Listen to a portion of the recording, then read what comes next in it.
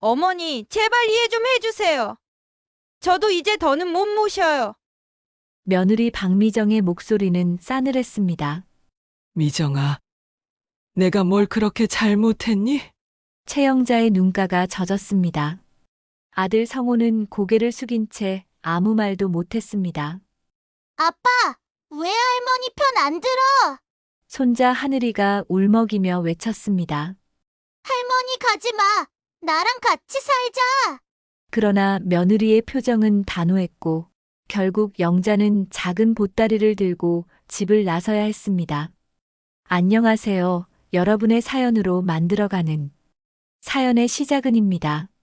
구독 버튼을 눌러 저희와 함께 해주시고 좋아요 한 번씩 눌러주시면 더 많은 분들에게 이런 따뜻한 이야기를 전할 수 있습니다. 여러분의 작은 관심 하나가 더 많은 분들께 감동을 전하는 힘이 됩니다. 그리고 오늘 이야기를 들으시면서 떠오르는 생각이나 경험이 있으시다면 댓글로 나눠주세요. 오늘의 사연의 시작은 대구광역시 수성구 만촌동에 사는 73세 최영자 씨의 사연입니다. 대구광역시 수성구 만촌동, 가을바람이 쌀쌀하게 불어오는 저녁이었습니다. 최영자는 부엌에서 저녁상을 차리며 손자 하늘이가 학교에서 돌아오기를 기다리고 있었죠. 73의 나이에도 허리가 꼿꼿한 영자는 평생 농사일로 단련된 손으로 정성스럽게 김치찌개를 끓이고 있었습니다. 빨간 고춧가루가 보글보글 끓는 찌개 속에서 춤을 추듯 돌아다니고 있었죠. 영자는 찌개 간을 보며 혼잣말을 중얼거렸습니다. 하늘이가 매운 걸 못 먹으니까 고춧가루를 조금만 넣어야지. 그녀의 얼굴에는 손자를 생각하는 따뜻한 미소가 번져 있었습니다. 벽에 걸린 시계가 오후 5시를 가리키고 있었죠. 하늘이는 항상 이맘때쯤 집에 돌아오곤 했습니다. 할머니, 하늘이의 밝은 목소리가 현관에서 들려왔습니다. 영자의 얼굴에 환한 미소가 번졌죠. 우리 하늘이 왔구나. 손 씻고 와라. 할머니가 내가 좋아하는 김치찌개 끓여놨다. 하늘이는 책가방을 현관에 던져놓고 뛰어와서 영자에게 달려와 안겼습니다. 할머니 보고 싶었어요. 오늘 학교에서 그림 그렸는데 할머니 그렸어요. 하늘이는 주머니에서 구겨진 도화지를 꺼내 보여주었습니다. 크레파스로 그린 그림 속에는 하늘이와 할머니가 손을 잡고 있는 모습이 그려져 있었죠. 영자는 그 그림을 보며 가슴이 따뜻해졌습니다. 어머, 우리 하늘이가 그림도 이렇게 잘 그리네. 할머니가 이렇게 예쁘게 나왔나? 영자는 손자의 머리를 쓰다듬으며 말했습니다. 하늘이는 고개를 끄덕이며 할머니가 세상에서 제일 예뻐요. 라고 대답했죠. 그때 현관문이 다시 열리며 아들 성우와 며느리 미정이 들어왔습니다. 평소와 다르게 두 사람의 표정이 어둡고 무거웠죠. 성우는 넥타이를 풀며 한숨을 내쉬었고 미정은 핸드백을 거칠게 소파에 던져놓았습니다. 영자는 뭔가 불길한 예감이 들었지만 애써 밝게 말했습니다. 어서 와라, 밥 차려놨다. 성우야, 오늘 일찍 왔네. 회사에서 무슨 일 있었냐? 영자는 걱정스러운 표정으로 아들을 바라봤습니다. 성우는 대답 대신 깊은 한숨만 내쉬었죠. 미정은 하늘이를 방으로 보낸 뒤 거실 소파에 앉았습니다. 하늘아, 방에서 숙제나 해. 어른들이 할 얘기가 있어. 하늘이는 영문을 모르겠다는 표정으로 방으로 들어갔습니다. 성호는 계속 시계만 들여다보며 말을 꺼내지 못하고 있었죠. 미정이 먼저 입을 열었습니다. 어머니, 앉으세요. 말씀드릴 게 있어요. 그녀의 목소리에는 평소와 다른 차가운 기운이 감돌고 있었습니다. 영자는 앞치마를 벗으며 소파에 앉았습니다. 마음 한구석이 불안했지만 차분히 기다렸죠. 무슨 일이냐? 하늘이 아빠도 왜 그렇게 말이 없고 영자는 아들과 며느리의 표정을 번갈아 보며 물었습니다. 거실의 공기가 점점 무거워지고 있었죠. 미정은 깊은 숨을 내쉬더니 단호한 목소리로 말했습니다. 어머니, 죄송하지만 더는 함께 살 수 없어요. 그 말이 거실을 얼어붙게 만들었습니다. 영자는 귀를 의심했죠. 방금 뭐라고 했는지 믿을 수가 없었습니다. 뭐라고? 무슨 소리냐? 영자의 목소리가 떨렸습니다. 평생 가족을 위해 살아온 자신에게 이런 말을 듣게 될 줄은 꿈에도 생각하지 못했죠. 성우 회사 사정도 어렵고 하늘이 교육비도 많이 들어요. 어머니께서 따로 사시는 게 서로에게 좋을 것 같아요. 미정의 차가운 말투에 영자의 가슴이 철렁 내려앉았습니다. 마치 벼락을 맞은 것 같았죠. 성호는 여전히 고개를 들지 못하고 있었습니다. 영자는 아들을 바라보며 떨리는 목소리로 물었죠. 성호야, 너도 엄마 보고 나가라는 거냐? 내가 어릴 때 아버지 돌아가시고 나서 엄마가 얼마나 고생하며 너 키웠는지 다 잊었냐? 엄마 미안해, 나도 어쩔 수 없어. 미정이가 계속 스트레스 받으면서 하늘이한테까지 짜증내고 가족이 다 힘들어져. 성호의 목소리는 점점 작아졌습니다. 그는 어머니의 눈을 마주보지 못했죠. 영자는 평생 농사일로 거칠어진 손을 바라보며 생각했습니다. 이 손으로 성호를 업고 농사일을 했던 날들, 아픈 아들을 위해 밤새 간병했던 기억들이 주마등처럼 스쳐 지나갔죠. 내가 그렇게 짐이 되었더냐? 밥값도 못하는 늙은이가 되었더냐? 그때 방에서 나온 하늘이가 상황을 눈치채고 울먹이며 영자에게 달려왔습니다. 할머니 가지 마. 나랑 같이 살자. 할머니 없으면 나 어떡해. 하늘이는 영자의 치마자락을 꽉 붙들며 울기 시작했죠. 아이의 뜨거운 눈물이 영자의 손등에 떨어졌습니다. 영자는 손자를 품에 안으며 눈물을 참았습니다. 평생 이 가족을 위해 살아왔는데 이제 와서 짐이 되었다는 말을 들으니 가슴이 찢어지는 것 같았죠. 하지만 더 이상 이 집에 있으면 가족들이 힘들어할 것 같았습니다. 그래 알겠다, 내일 나가마. 영자의 담담한 대답에 성호는 더욱 고개를 숙였습니다. 하늘이는 더욱 세게 울면서 싫어. 할머니 가지 마. 라고 외쳤죠. 그날 밤 영자는 작은 보따리를 쌌습니다. 평생 모은 것이라곤 몇 벌의 옷과 낡은 사진첩, 그리고 하늘이가 그려준 그림들 뿐이었죠. 사진첩을 넘기며 돌아가신 남편과의 추억, 성호를 키우며 겪었던 고생스러웠지만 행복했던 날들이 스쳐 지나갔습니다. 새벽이 되자 영자는 조용히 집을 나섰습니다. 뒤돌아보니 하늘이가 창문으로 자신을 보고 있었죠. 영자는 손을 흔들며 마지막 인사를 건넸습니다. 아이의 울먹이는 모습이 가슴 깊이 새겨졌습니다. 만촌동의 새벽 거리는 을씨년스럽게 차가웠고 영자의 발걸음은 무겁기만 했습니다. 만촌동의 낡은 여인숙, 영자는 좁은 방 한 구석에 앉아 창밖을 바라보고 있었습니다. 형광등 하나만 덩그러니 켜진 방 안은 을씨년스럽기 그지없었죠. 벽지는 누렇게 변색되어 있었고 방구석에는 곰팡이 냄새까지 났습니다. 천장에는 물이 샌 자국이 여러 개 있었고 창문 틈으로는 차가운 바람이 스며들어왔죠. 이곳이 이제 자신의 새로운 보금자리라는 게 믿어지지 않았습니다. 이게 내 인생의 끝자락이구나. 영자는 혼잣말을 중얼거리며 작은 보따리를 풀기 시작했습니다. 몇 벌 안 되는 옷가지들과 낡은 사진첩이 전부였죠. 평생을 살아오면서 이렇게 초라한 살림이 될 줄은 몰랐습니다. 손으로 만져보는 옷가지 하나하나가 지난 세월의 무게를 담고 있었습니다. 여인숙 주인 아주머니가 문을 두드렸습니다. 어르신, 방값은 하루에 2만 원이에요. 미리 일주일치 내주시면 조금 깎아드릴게요. 그런데 어르신 같은 분이 왜 이런 곳에 오셨어요? 아주머니의 걱정스러운 목소리에 영자는 가슴이 더욱 아팠습니다. 영자는 지갑을 열어봤습니다.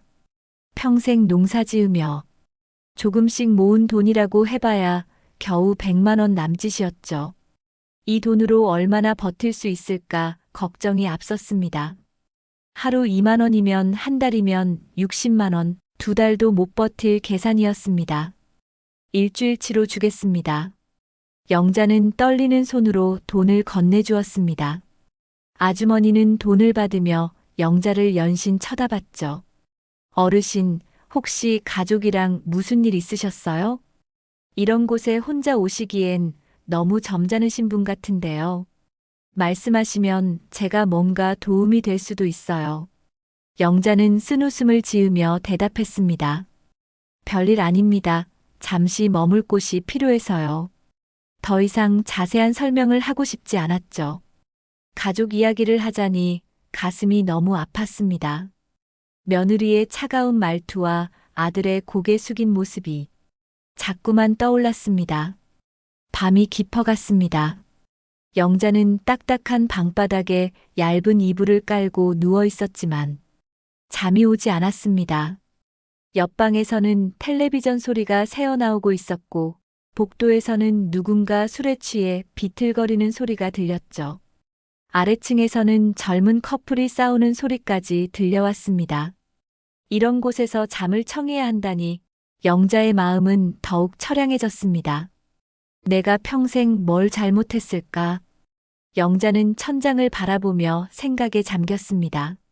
남편이 돌아가신 후 홀로 성호를 키우며 농사일에 매달렸던 날들이 떠올랐죠. 새벽 5시에 일어나 밭으로 나가고 저녁 늦게까지 일하며 아들 뒷바라지를 했던 기억들이 선명했습니다. 손에 물집이 잡히고 허리가 아파도 참아가며 성호만 바라보고 살았습니다. 성호가 대학에 들어갈 때까지 영자는 쌀 한 톨이라도 아껴가며 학비를 마련했습니다. 겨울에는 연탄불 하나로 버텨가며 아들의 참고서를 사주었죠. 성호가 감기에 걸리면 영자는 밤새 간병하며 죽을 끓여주었습니다.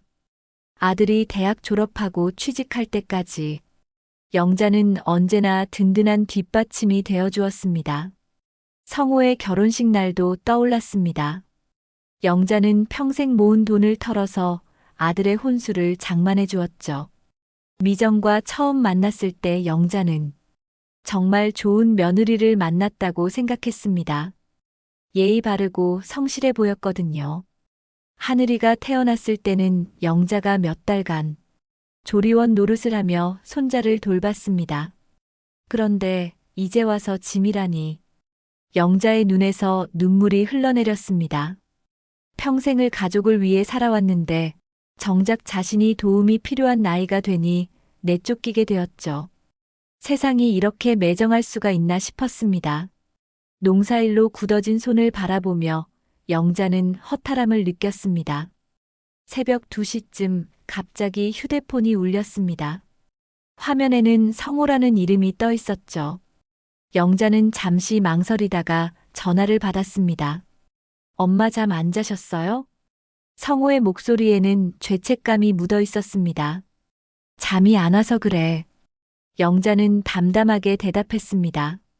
성호는 한동안 말을 잇지 못하더니 조심스럽게 물었죠.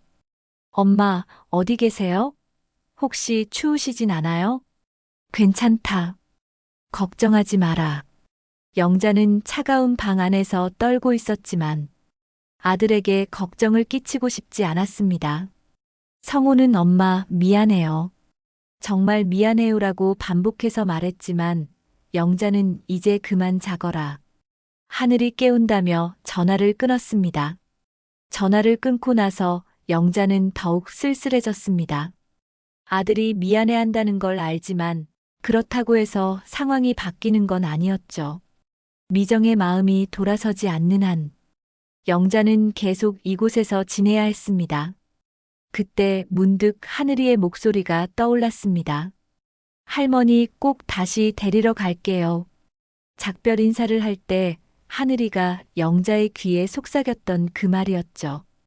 아이의 간절한 목소리와 눈물 범벅이 된 얼굴이 영자의 마음을 아프게 했지만 동시에 희망을 주기도 했습니다. 하늘이 때문에라도 포기하면 안 되겠다. 영자는 이불을 목까지 끌어올리며 중얼거렸습니다. 손자만큼은 자신을 진심으로 사랑하고 있다는 걸 알았거든요. 그 사랑 하나만으로도 이 힘든 시간을 버텨낼 수 있을 것 같았습니다. 새벽 서너 시가 되어서야 영자는 겨우 잠에 들 수 있었습니다. 꿈속에서 영자는 젊은 시절 남편과 함께 밭을 갈던 모습을 보았죠. 남편은 영자에게 말했습니다. 영자야, 힘들어도 포기하지 마라. 언젠간 좋은 날이 올 거야. 꿈속에서도 영자는 고개를 끄덕였습니다. 그 말 한마디가 그녀를 버티게 하는 힘이 되었습니다. 며칠이 지나고 영자는 시장에서 과일 가게 일을 도우며 하루하루를 버티고 있었습니다.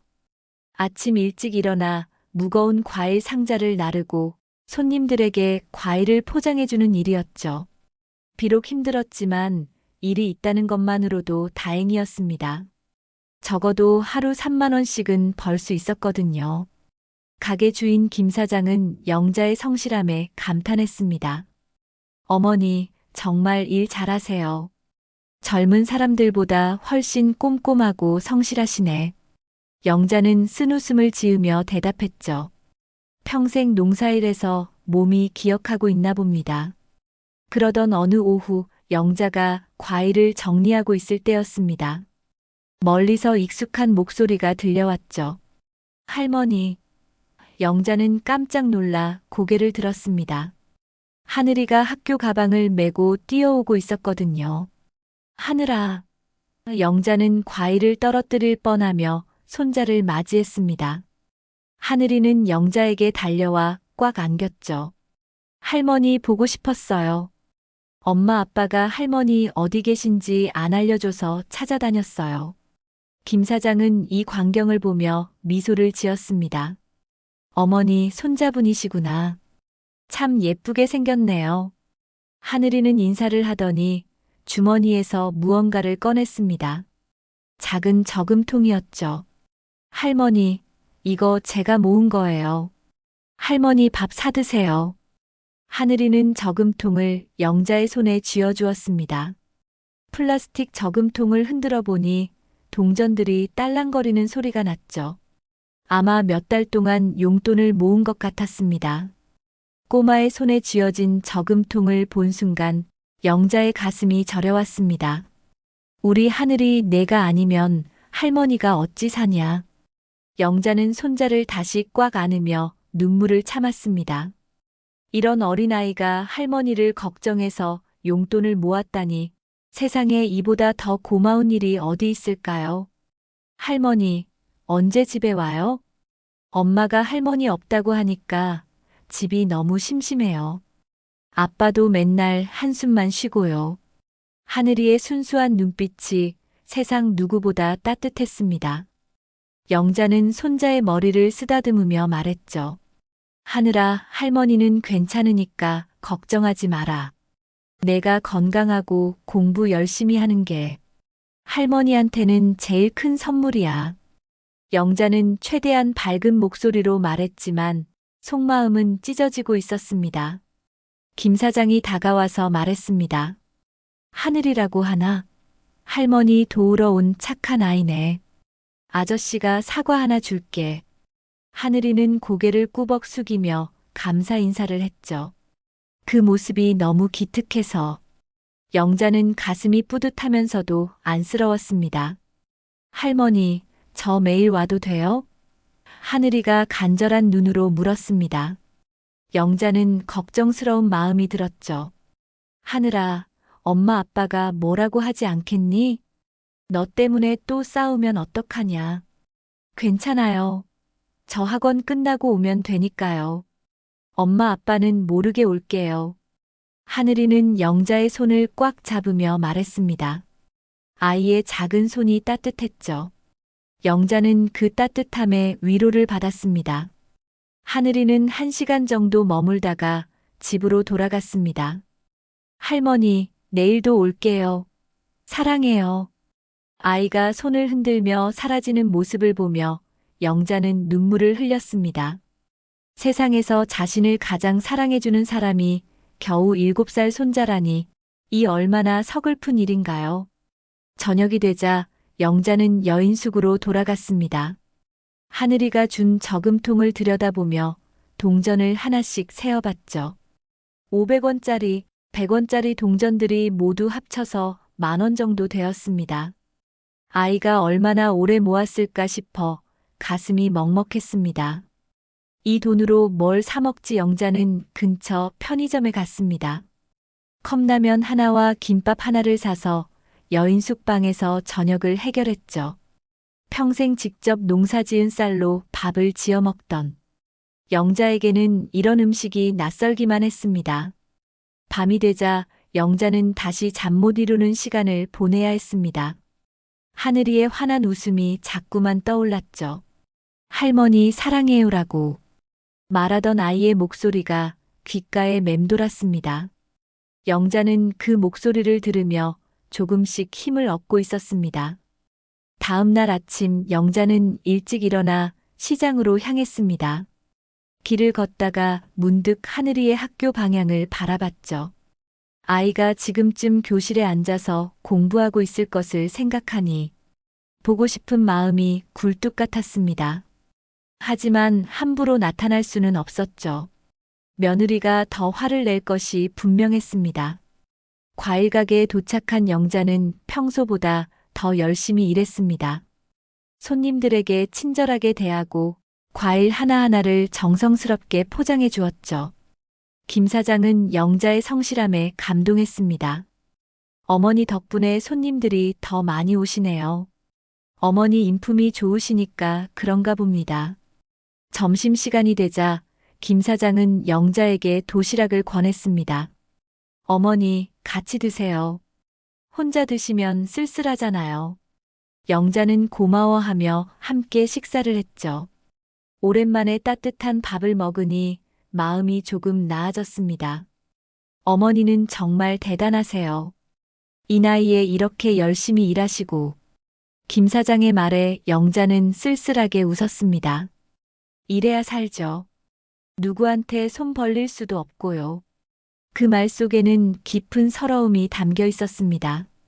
그날 오후 영자가 과일 가게 앞에서 배추를 정리하고 있을 때였습니다.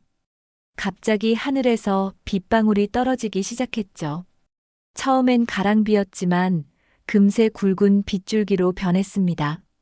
김 사장은 서둘러 과일들을 가게 안으로 옮기라고 했지만 영자는 마지막 배추 박스를 옮기다가 미끄러져 넘어질 뻔했습니다. 어머니, 그때 누군가 영자의 팔을 잡아주었습니다. 영자가 고개를 들어보니 검은 양복을 입은 80대쯤 되어 보이는 노인이 자신을 부축하고 있었죠. 노인은 고급스러운 우산을 영자 위로 받쳐주며 말했습니다. 괜찮으세요? 다치시진 않으셨어요? 괜찮습니다. 고맙습니다. 영자는 당황하며 인사를 했습니다. 노인의 차림새가 범상치 않아 보였거든요. 양복도 고급스러웠고 시계며 구두까지 모든 것이 품격 있어 보였습니다. 이런 분이 왜 자신 같은 늙은이를 도와주는지 의아했죠. 연세가 드신 분이 혼자 이런 일을 하시다니. 혹시 사정이 있으신가 보군요. 노인의 목소리에는 진심 어린 걱정이 담겨 있었습니다. 영자는 그 따뜻한 말투에 마음이 조금 누그러졌죠. 김 사장이 다가와서 말했습니다. 어머님, 비 그쳤으니까 오늘은 일찍 들어가세요. 내일 또 봅시다. 영자는 고개를 숙여 인사하고 여인숙으로 향하려 했습니다.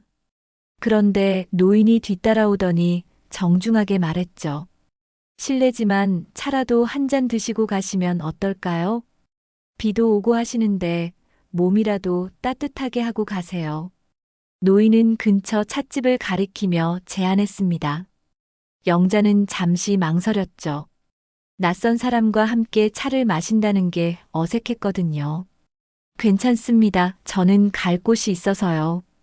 영자가 사양하려 하자 노인은 더욱 정중하게 말했습니다. 어르신께서 이런 궂은 날씨에 고생하시는 걸 보니 마음이 아픕니다. 저도 혼자 사는 노인이라 외로움을 잘 알거든요. 노인의 진심 어린 말에 영자는 마음이 움직였습니다. 오랜만에 누군가 자신을 걱정해주는 말을 듣는 것 같았거든요. 그럼 잠시만요. 영자는 노인을 따라 근처 전통 찻집으로 들어갔습니다. 찻집은 아늑하고 따뜻했습니다. 노인은 영자를 정중하게 대하며 뜨거운 대추차를 주문했죠. 대추차 좋아하세요? 몸에도 좋고 마음도 따뜻해져요. 영자는 고개를 끄덕이며 감사 인사를 했습니다. 저는 이정호라고 합니다. 이 동네에서 오래 살았어요. 노인이 자신을 소개하자 영자도 정중하게 인사했습니다. 최영자입니다. 고향은 경북 영천이고요. 두 사람은 서로를 바라보며 어색한 침묵이 흘렀죠. 정호는 영자의 거친 손을 보며 물었습니다. 평생 농사일 하셨나 보네요. 손이 참 많이 고생하셨겠어요. 영자는 자신의 손을 내려다보며 쓸쓸하게 웃었습니다. 네, 남편 돌아가시고 혼자서 아들 키우려고 평생 농사지었습니다. 혼자서 아들을 키우셨다고요? 그거 정말 대단한 일입니다. 정호의 눈에 존경의 빛이 스쳤습니다. 영자는 그 시선에 조금 놀랐죠. 오랜만에 누군가 자신을 이해해주는 것 같았거든요. 영자는 정호와 대화를 나누면서 자신도 모르게 마음을 열기 시작했습니다. 아들이 대학 다닐 때까지 정말 힘들었어요. 등록금 마련하려고 새벽 시장에도 나가고 밭일도 더 열심히 했죠. 그래도 그때는 희망이 있었어요. 아들이 잘 되면 모든 게 괜찮아질 거라고 생각했거든요. 정호는 영자의 말을 깊이 있게 들어주었습니다. 그런데 지금은 어떠세요? 그의 조심스러운 질문에 영자는 잠시 말을 멈췄습니다. 며느리에게 쫓겨난 이야기를 낯선 사람에게 할 수 있을까 망설여졌거든요. 요즘은 좀 어려운 상황입니다. 영자는 애둘러 말했습니다. 정호는 더 자세히 묻지 않았죠. 대신 따뜻한 눈으로 영자를 바라보며 말했습니다. 인생이라는 게 참 예측할 수 없는 것 같아요. 저도 젊었을 때는 지금 이렇게 혼자 살게 될 줄 몰랐거든요. 혼자 사세요? 영자가 놀라서 물었습니다. 정호는 고개를 끄덕이며 쓸쓸하게 웃었죠. 네, 아내는 오래전에 세상을 떠났고 자식들은 다 바빠서 1년에 몇 번 보지도 못해요. 그래서 어르신 같은 분을 보면 더 마음이 아픈가 봅니다. 두 사람은 서로의 외로움을 이해하는 눈빛으로 바라봤습니다. 묘한 동질감이 느껴졌죠. 정호는 영자에게 말했습니다. 어르신, 혹시 괜찮으시면 가끔 이렇게 차라도 한잔 하시는 게 어떨까요? 저도 혼자 지내다 보니 대화할 상대가 없어서 외로웠거든요. 영자는 잠시 망설였습니다. 낯선 사람과 가까워지는 것이 조심스러웠거든요. 하지만 정호의 진심 어린 눈빛을 보니 나쁜 사람은 아닌 것 같았습니다. 저도 혼자 지내니까 외로운 건 마찬가지입니다. 그럼 내일도 이 시간에 여기서 만날까요? 정호가 제안했습니다. 영자는 고개를 끄덕였죠. 오랜만에 자신을 따뜻하게 대해주는 사람을 만난 것 같았거든요. 비가 그치자 두 사람은 찻집을 나왔습니다. 정호는 영자에게 우산을 건네주려 했지만 영자는 사양했죠. 저는 여기서 가까우니까 괜찮아요. 정호는 영자가 여인숙 방향으로 걸어가는 모습을 지켜보며 뭔가 안쓰러운 표정을 지었습니다. 영자는 여인숙으로 돌아가면서 생각했습니다. 오랜만에 자신의 이야기를 들어주는 사람을 만났다는 게 신기했죠. 정호라는 노인에게서는 다른 사람들과는 다른 따뜻함이 느껴졌습니다. 마치 오래전에 돌아가신 남편 같은 편안함이 있었거든요. 며칠이 지나고 영자와 정호는 약속했던 대로 찻집에서 만나고 있었습니다. 처음에는 어색했지만 대화를 나누면서 두 사람 사이에는 묘한 친밀감이 형성되고 있었죠. 정호는 항상 정중하고 예의 바른 태도로 영자를 대했습니다.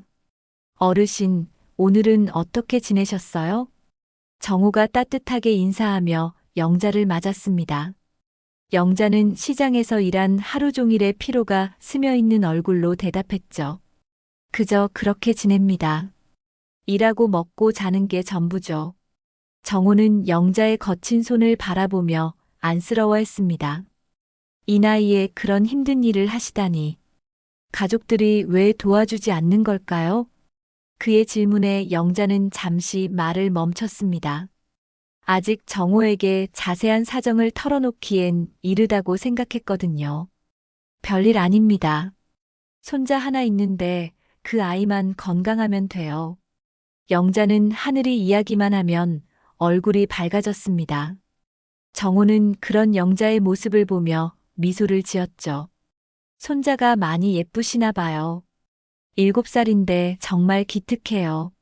며칠 전엔 자기 용돈 모은 걸 가져와서 할머니 밥 사 먹으라고 하더라고요. 영자는 하늘이를 떠올리며 따뜻하게 말했습니다. 정호는 그 이야기를 들으며 고개를 끄덕였죠. 참 기특한 아이네요. 그런 손자가 있으시니 얼마나 든든하실까요? 정호의 말에 영자는 복잡한 표정을 지었습니다. 든든하기는커녕 그 어린 아이 때문에 더 가슴이 아팠거든요. 그때 정호가 조심스럽게 물었습니다. 실례가 안 된다면 어르신 성함을 여쭤봐도 될까요? 며칠째 만나고 있는데 아직 제대로 인사도 못 드렸네요. 영자는 잠시 망설이다가 대답했죠. 최영자입니다. 최영자 씨. 정호가 영자의 이름을 되풀이하는 순간 그의 표정이 급작스럽게 변했습니다. 찻잔을 들고 있던 손이 미세하게 떨리기 시작했죠. 혹시 고향이 경북 영천 맞으세요? 네, 맞는데요. 왜 그러세요? 영자는 정호의 갑작스러운 변화에 당황했습니다. 정호는 한동안 영자의 얼굴을 자세히 들여다봤습니다. 뭔가를 확인하려는 듯한 눈빛이었죠. 태어난 해가 언제세요? 정호의 목소리가 떨리고 있었습니다. 영자는 점점 이상해지는 분위기를 느꼈죠. 1950년인데요. 왜 그런 걸 물어보세요? 정호는 깊은 숨을 들이쉬더니 조심스럽게 말을 이어갔습니다. 혹시 어릴 때 이름이 영자가 아니었나요? 다른 이름이 있었거나요? 영자는 더욱 당황했습니다. 어떻게 이 사람이 그런 걸 알까 싶었거든요. 어릴 때는 영순이라고 불렀어요. 학교 들어가면서 영자로 바꿨는데요. 영자의 대답을 들은 정호는 찻잔을 내려놓으며 눈을 감았습니다. 그의 눈가에 눈물이 맺히기 시작했죠. 세상에, 정말 그렇구나. 정호는 떨리는 목소리로 중얼거렸습니다. 영자는 무슨 일인지 몰라 불안해했죠. 도대체 무슨 일이세요? 왜 그러시는 거예요? 정호는 한참 동안 말을 잇지 못하다가 천천히 입을 열었습니다. 영순아, 나다. 내 오빠 정호야. 그 말이 떨어지는 순간 영자는 귀를 의심했습니다. 뭔가 잘못 들은 것 같았거든요. 뭐라고요? 영자의 목소리가 떨렸습니다. 정호는 주머니에서 낡은 지갑을 꺼내 오래된 사진 한 장을 보여주었죠.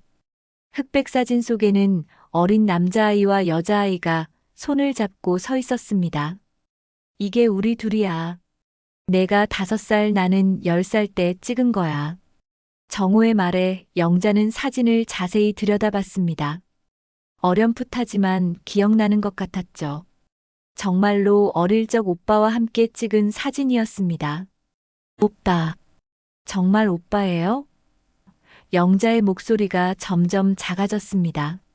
어릴 때 헤어진 오빠를 이런 곳에서 만나다니 믿기지 않았거든요. 정호는 고개를 끄덕이며 눈물을 흘렸습니다.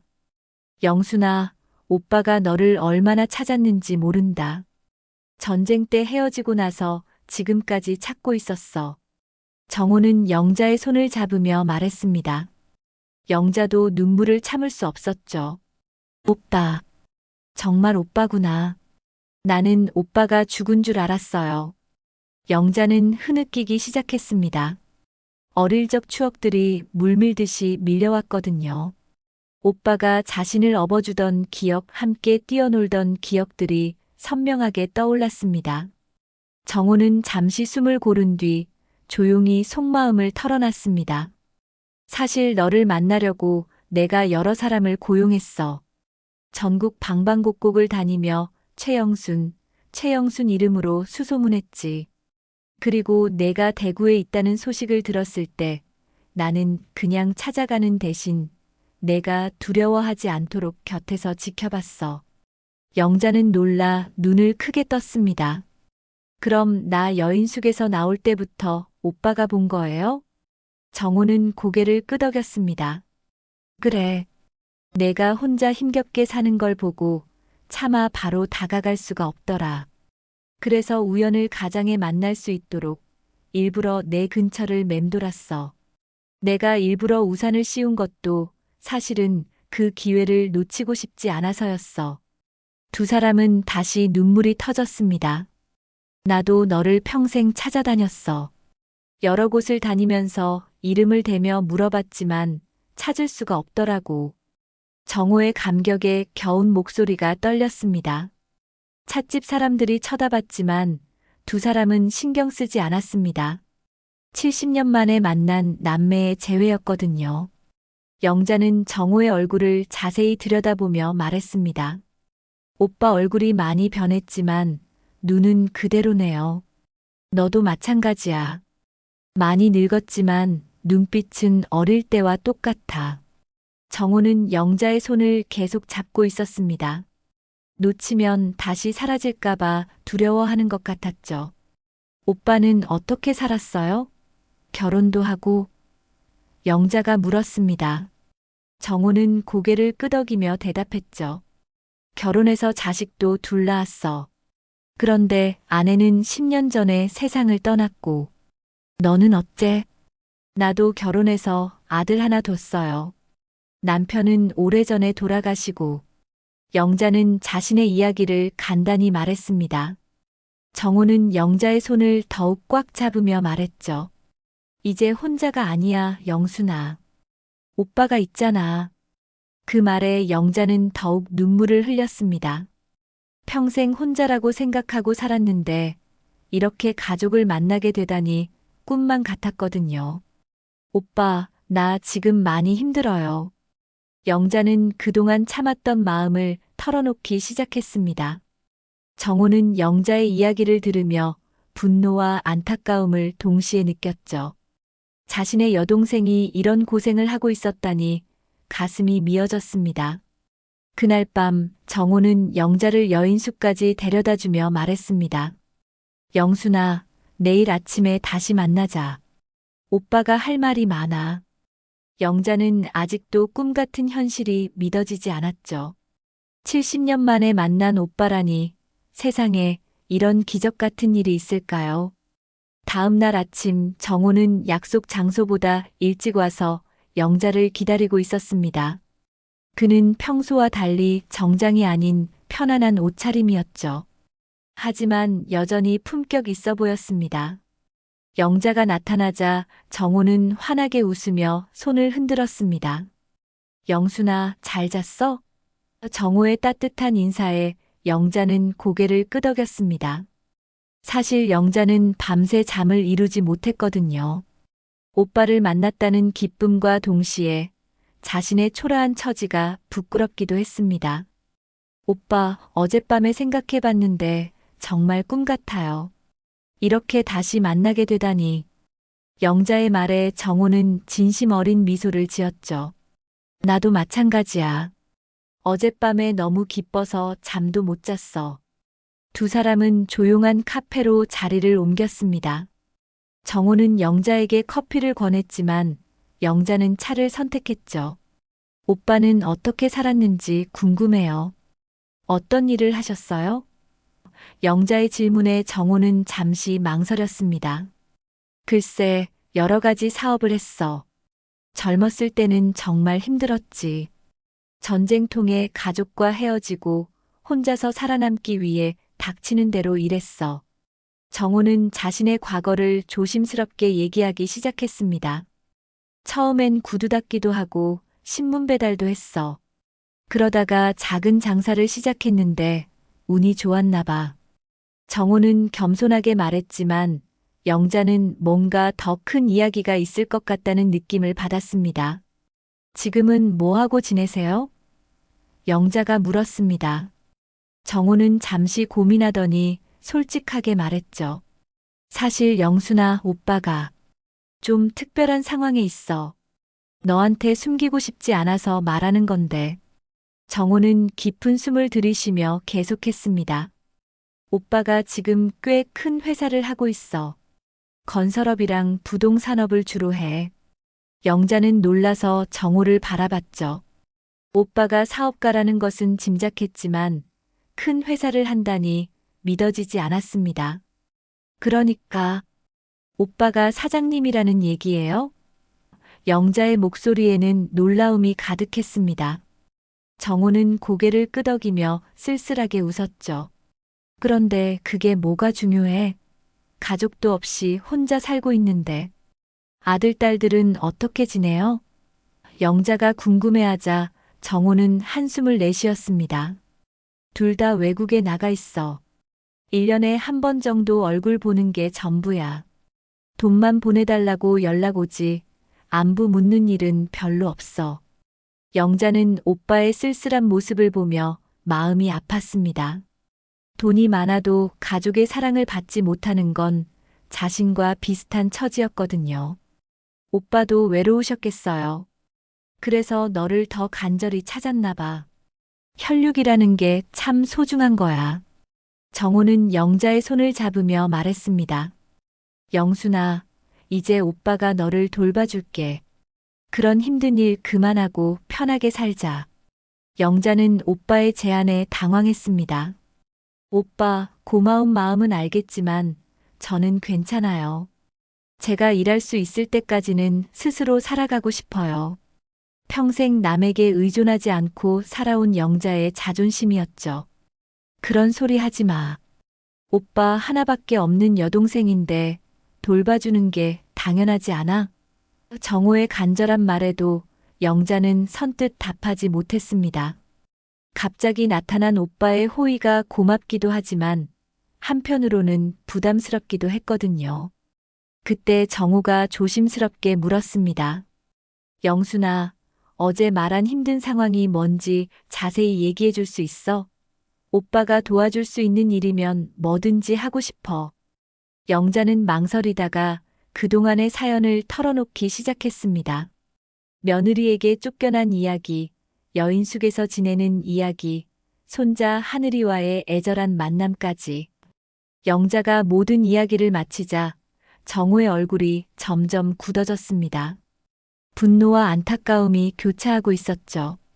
그래서 지금 여인숙에서 지내고 있다고? 정호의 목소리가 떨렸습니다. 내 여동생을 어떻게 그렇게 대할 수 있어? 아들 키워준 은혜는 생각도 안 하고. 오빠, 진정해요. 이미 지나간 일이에요. 영자는 오빠를 달랬지만 정호는 쉽게 분노를 가라앉히지 못했습니다. 지나간 일이 아니야.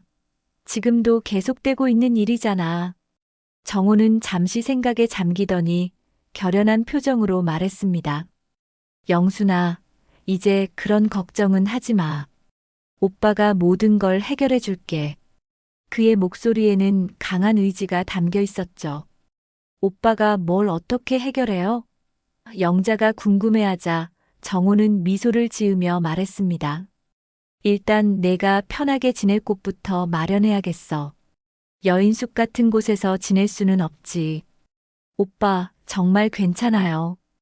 저 혼자서도 잘 살 수 있어요. 영자가 사양하자 정호는 고개를 저었습니다. 영순아, 우리가 70년 만에 만났는데 또 헤어질 수는 없어. 이번엔 오빠가 너를 지켜줄게. 그 말에 영자는 가슴이 뭉클했습니다.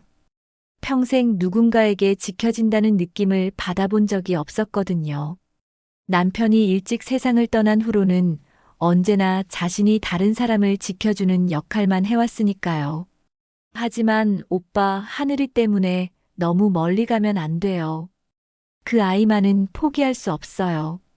영자의 간절한 말에 정호는 고개를 끄덕였습니다. 당연하지. 우리 외손자잖아.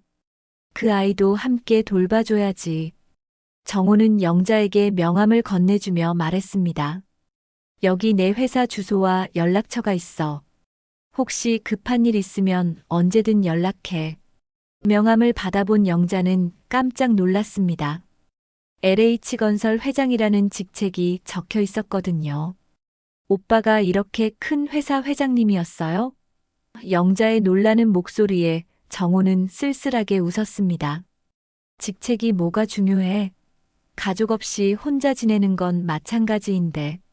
이틀 후 성호는 회사에서 급히 전화를 받았습니다. 사장님이 찾으신다고요?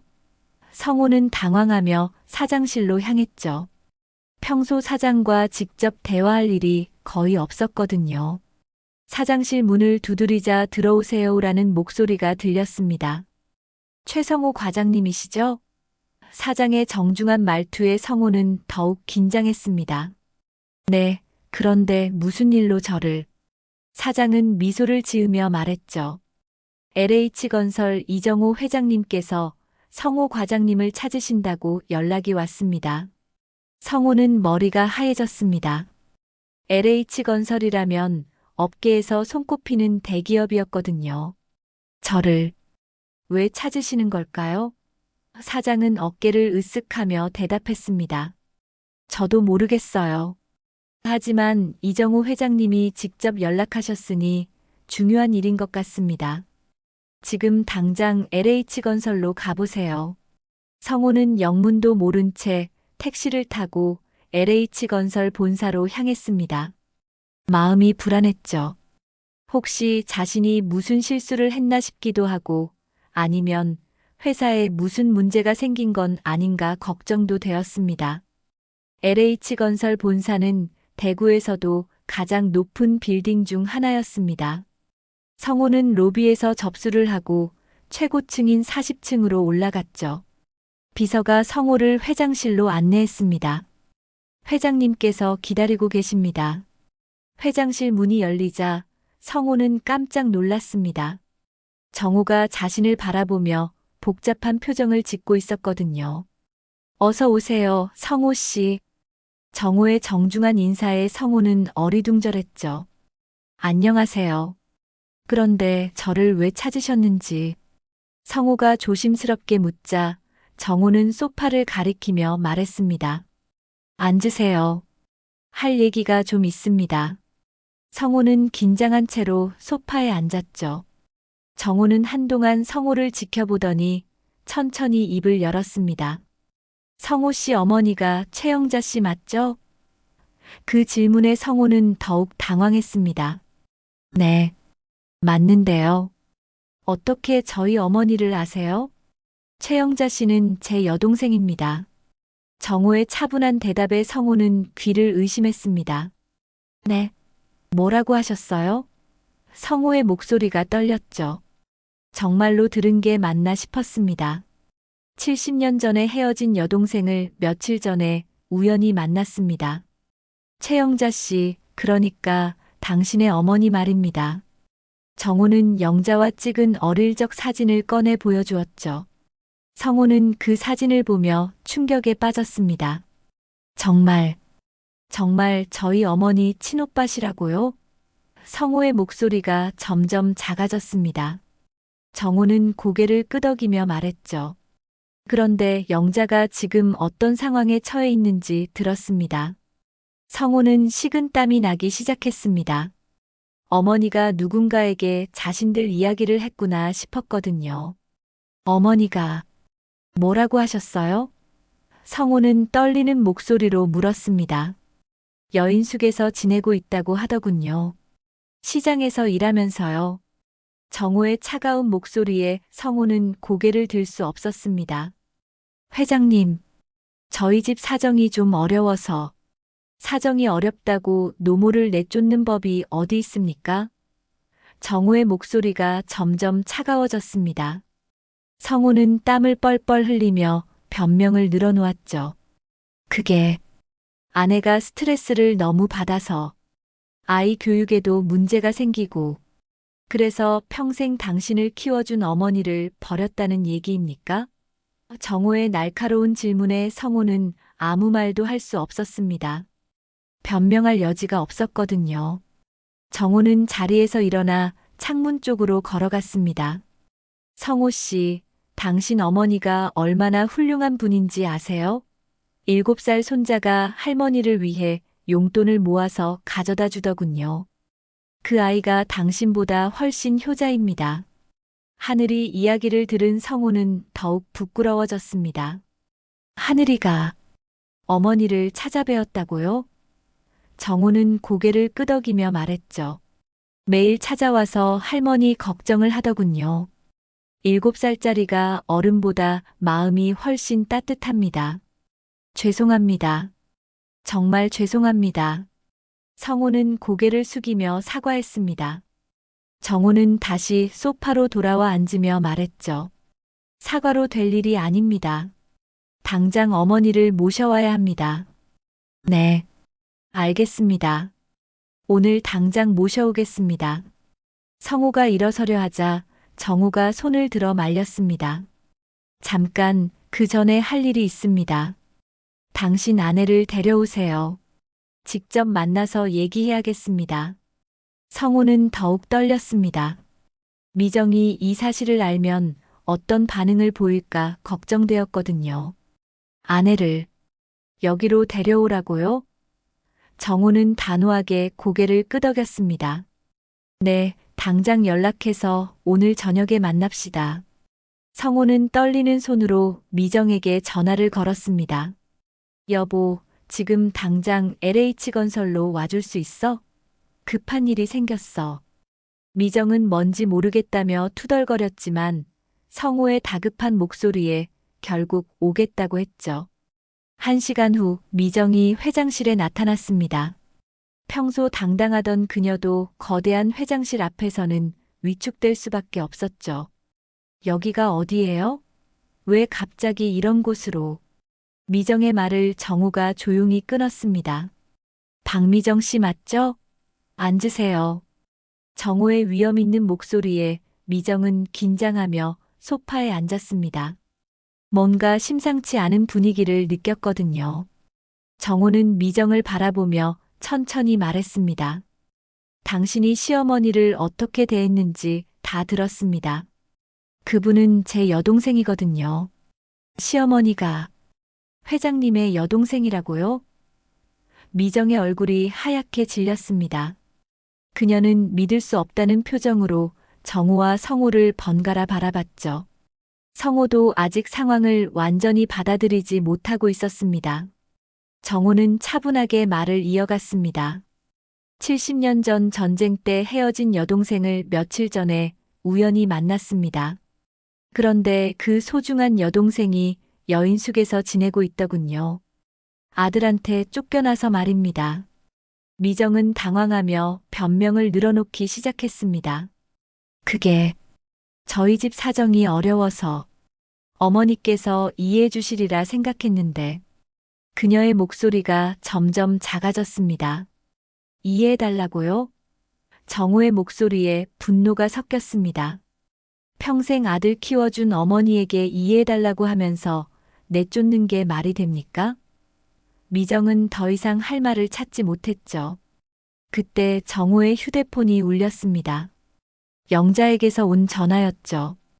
오빠, 하늘이가 또 왔어요. 이 아이가 매일 저금통 들고 와서 어떻게 해야 할지 모르겠어요. 영자의 걱정스러운 목소리가 회장실에 울려 퍼졌습니다. 정우는 영자에게 말했습니다. 영순아, 지금 성우하고 며느리가 여기 와 있어. 너도 이리로 와라. 이제 모든 걸 정리해야겠어.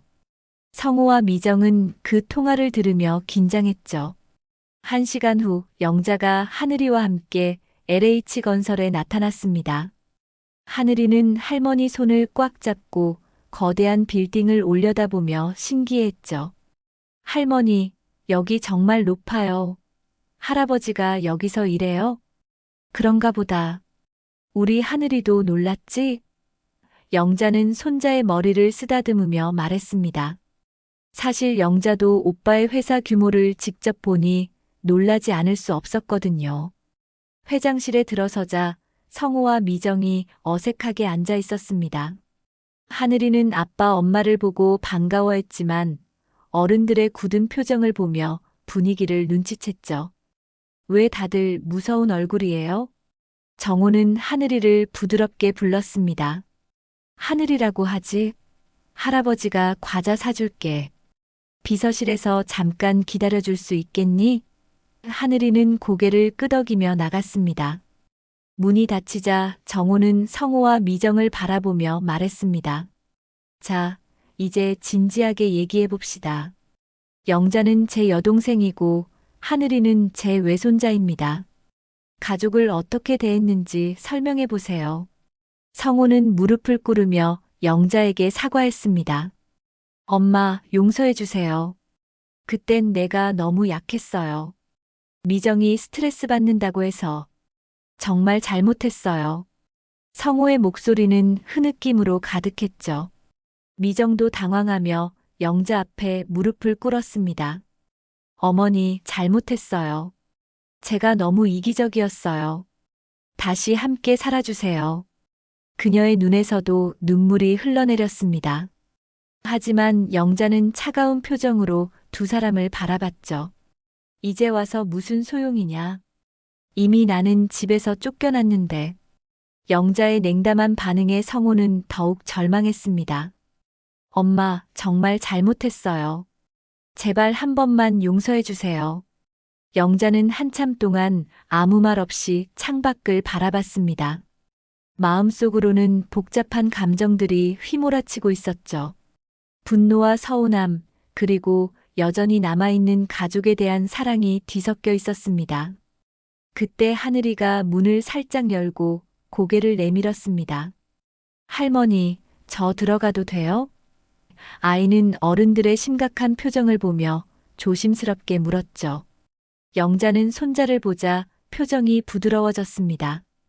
우리 하늘이, 이리 와라. 영자가 손을 내밀자 하늘이는 달려와서 할머니 품에 안겼습니다. 할머니, 아빠 엄마가 왜 울어요? 할머니 때문에 우는 거예요? 하늘이의 순수한 질문에 영자는 가슴이 미어졌습니다. 이 어린 아이 때문에라도 용서해야 하는 게 아닐까 싶었거든요. 하늘아, 괜찮다. 어른들이 얘기하는 거야.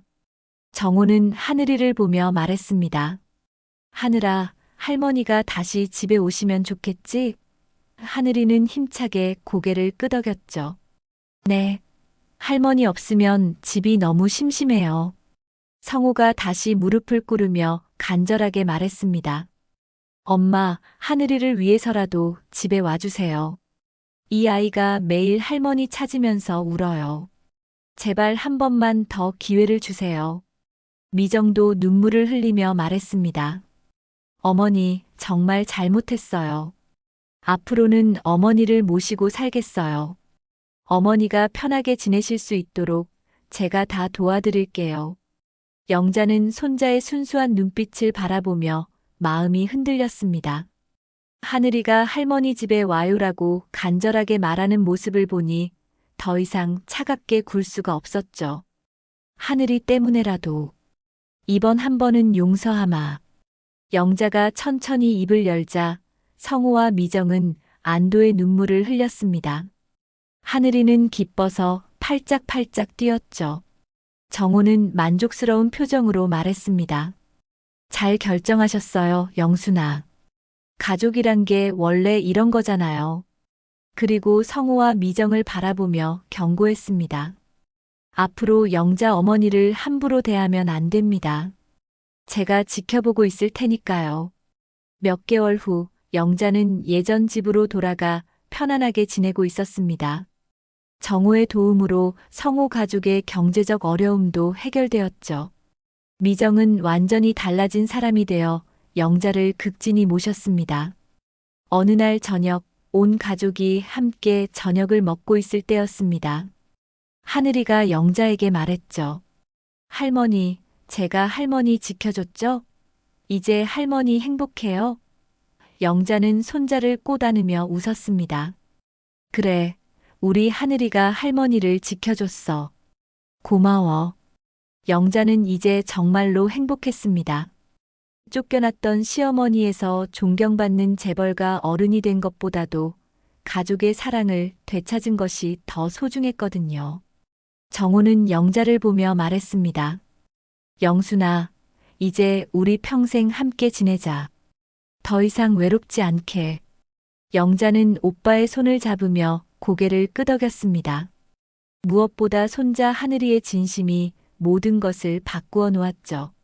사랑하는 마음만 있으면 어떤 어려움도 이겨낼 수 있다는 것을 온 가족이 깨달은 순간이었습니다.